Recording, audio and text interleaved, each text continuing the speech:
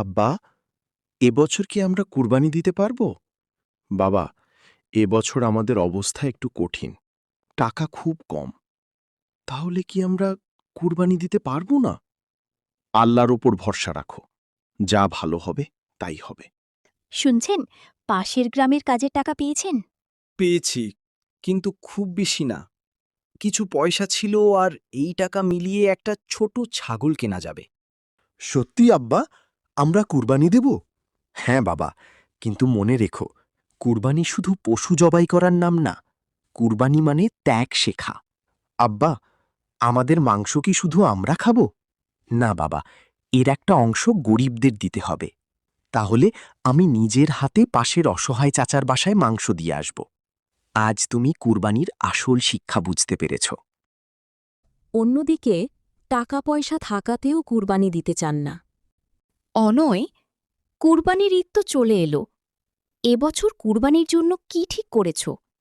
মা, এবছর কুরবানি দেব না। কেন? আল্লাহ তো তোমাকে অনেক সম্পদ দিয়েছেন।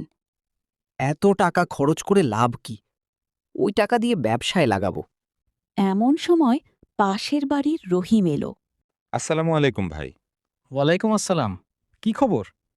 আজ একটা ছোট ছাগল কিনলাম কুরবানির জন্য। তুমি এত কষ্ট করে টাকা জমিয়ে ওই ছোট ছাগল কিনেছ? ভাই, অনেক কষ্টে জমিয়েছি। এই ছোট ছাগল দিয়ে আবার কুরবানি হয় নাকি? ভাই, কুরবানির আসল শিক্ষা পশুর বড় ছোটে না, আল্লাহর জন্য ত্যাগ করার মনটাই বড়। অনয় চুপ হয়ে গেল।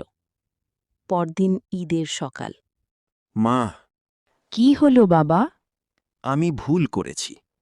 অনেক সম্পদ থাকার পরও আমি শুধু টাকার কথা ভেবেছি। ভুল বুঝতে পারা মানুষই সবচেয়ে ভালো মানুষ। আজ আমি কুরবানি দেব, আর গরিবদেরও সাহায্য করব। আজ তুমি শুধু পশু না, নিজের লোভকেও কুরবানি দিলে।